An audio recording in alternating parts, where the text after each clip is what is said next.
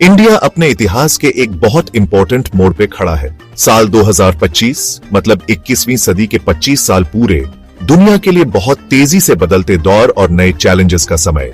अपनी rich culture, मजबूत democracy और तेजी से बढ़ती इकोनॉमी के साथ इंडिया ग्लोबल स्टेज पे एक बड़ा रोल निभाने के लिए तैयार है। यह ऐसे इंडिया के इस 21वीं सदी के सफर और साल 1900 तक उसके फ्यूचर पॉसिबिलिटीज को एक्सप्लोर करेगा। ग्लोबल पावर बनने के इंडिया के सफर को कई फैक्टर्स शेप करेंगे, जैसे बढ़ती population, economic progress, environmental sustainability, political stability, social inclusivity और टेक्नोलॉजी में तरक्की। इन चैलेंजेस को समझना इंडिया के लिए बहुत जरूरी है ताकि वो अपनी पूरी पोटेंशियल अचीव कर सके। साल 2500 अभी बहुत दूर लग सकता है, लेकिन आगे आने वाले चैलेंजेस और अपॉर्चुनिटीज को समझना आज पॉलिसीज बनाने और सही डिसीजंस लेने के लिए बहुत जरूरी है।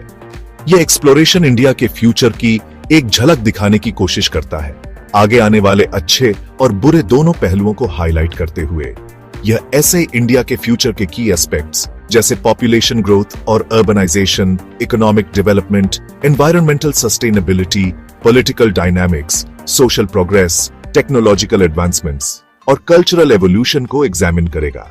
इन इंटरकनेक्टेड फैक्टर्स को समझकर हम 21वीं सदी में इंडिया के पोटेंशियल ट्रैजेक्टरी को बेहतर तरीके से समझ सकते हैं। आने वाले दशकों में इंडिया की पॉपुलेशन बढ़ती रहेगी और शायद चीन से भी आगे निकल जाएगी दुनिया की सबसे ज्यादा पॉपुलेशन वाले देश के रूप में। यह डेमोग्राफिक शिफ्ट इंडिया के लिए अपॉर्चुनिटीज और चैलेंजेस दोनों लेकर आता है। ज्यादा पॉपुलेशन से वर्कफोर्स और कंज्यूमर बेस बढ़ता है, जिससे इकोनॉमिक ग्रोथ को बढ़ावा मिल सकता है, लेकिन इससे रिसोर्सेज, इंफ्रास्ट्रक्चर और सोशल सर्विसेज पर भी दबाव बढ़ता है। इस पॉपुलेशन ग्रोथ को मैनेज करना इंडिया के सस्टेनेबल डेवलपमेंट के लिए बहुत जरूरी होगा। अर्बनाइजेशन एक और बड़ा ट्रेंड है जो इंडिया के डेमोग्राफिक लैंडस्केप को शेप कर रहा है। शहर इकोनॉमिक ग्रोथ के इंजन्स बन रहे हैं, गांव से लोगों को बेहतर अपॉर्चुनिटीज की तलाश में अपनी ओर खींच रहे हैं। यह तेज अर्बनाइजेशन इकोनॉमिक प्रोग्रेस को बढ़ावा देने के साथ साथ हाउसिंग, ट्रांसपोर्टेशन, पोल्यूशन और सोशल इनइक्वालिटी से जुड़े चैलेंजेस भी पैदा करता है। इन अर्बन चैलेंजेस का हल निकालना इंडिया के लिए जरूरी है ताकि वो ऐसे रहने लायक और सस्टेनेबल शहर बना सके जो बढ़ती अर्बन पॉपुलेशन को अकोमोडेट कर सके।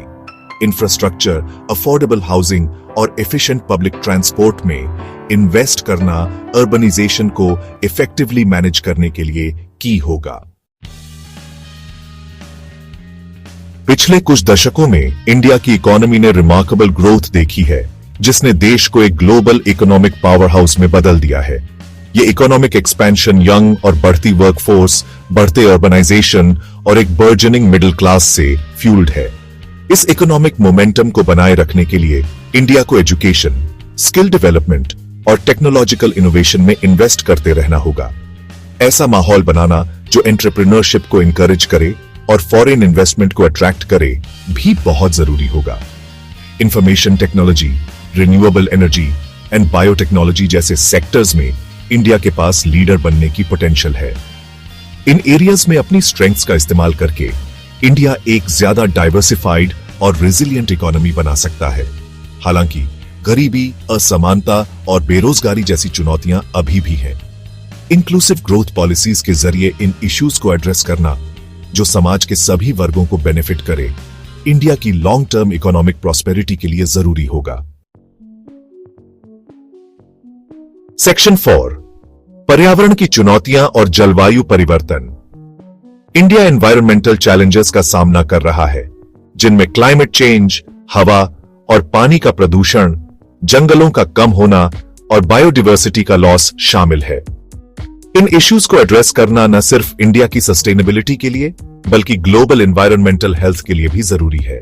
क्लाइमेट चेंज इंडिया के लिए एक सीरियस थ्रेट है, जिसका agriculture, water resources, coastal communities और लोगों की हेल्थ पर असर पड़ सकता है। क्लाइमेट चेंज को कम करने के लिए इंडिया को एक मल्टी प्रोंग्ड अप्रोच अपनाने की जरूरत है, जिसमें रिन्यूएबल एनर्जी में इन्वेस्टमेंट, एनर्जी एफिशिएंसी को बढ़ावा देना और पहले से हो रहे इंपैक्ट्स के साथ अडेप्ट करना शामिल है।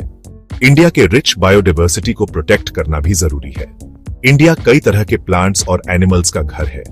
जिनमें से कई दुनिया में और कहीं नहीं पाए जाते। कंजर्वेशन एफर्ट्स, हैबिटेट रेस्टोरेशन और सस्टेनेबल लैंड मैनेजमेंट प्रैक्टिसेस इस नेचुरल हेरिटेज को प्रिजर्व करने के लिए जरूरी है। एनवायरमेंटल चैलेंजेस को एड्रेस करने के लिए गवर्नमेंट, बिजनेसेस और सिटीजंस की कलेक्टिव एक्शन की जरूरत होगी। एनवायरमेंटल अवेयरनेस को बढ़ावा देना, सस्टेनेबल कंजम्पशन पैटर्न्स को इंकरेज करना और ग्रीन टेक्नोलॉजीज में इन्वेस्ट करना फ्यूचर जनरेशंस के लिए एक हेल्थी और सस्टेनेबल एनवायरनमेंट इंश्योर करने के लिए की होगा। सेक्शन 5, राजनीतिक गतिशीलता और वैश्विक जुड़ाव। इंडिया के डेमोक्रेटिक इंस्टीट्यूशंस कई चैलेंजेस झेलते हुए और प्रोग्रेस और सेटबैक्स के दौर से गुजरते हुए दशकों से रिजिलियंट साबित हुए हैं। एक वाइब्रेंट और इंक्लूसिव डेमोक्रेसी को मेंटेन करना इंडिया की स्टेबिलिटी और प्रोग्रेस के लिए जरूरी होगा। आजादी के बाद से इंडिया की फॉरेन पॉलिसी काफी इवॉल्व हुई है, क्योंकि देश 21वीं सदी में एक लीडिंग पावर के रूप में खुद को एस्टैब्लिश करना चाहता है। पड़ोसी देशों के साथ अपने रिलेशनशिप्स को मजबूत करना, मल्टीलैटरल फोरम्स में एंगेज करना और ग्लोबल पीस और सिक्योरिटी को बढ़ावा देना की प्रायोरिटीज होंगे। एक राइजिंग पावर के रूप में ग्लोबल अफेयर्स में इंडिया का रोल और प्रोमिनेंट होता जाएगा। क्लाइमेट चेंज, ग्लोबल ट्रेड और इंटरनेशनल सिक्योरिटी जैसे इश्यूज पर इंडिया की आवाज ग्लोबल ऑर्डर को शेप करने में क्रूशल होगी। इंटरनेशनल रिलेशंस की कॉम्प्लेक्सिटीज को नेविगेट करना, अपने इंटरेस्ट्स को ग्लोबल कंसर्न्स के साथ बैलेंस करना और एक रूल्स बेस्ड इंटरनेशनल ऑर्डर को बढ़ावा देना वर्ल्ड स्टेज पर इंडिया की सक्सेस के लिए क्रूशल होगा।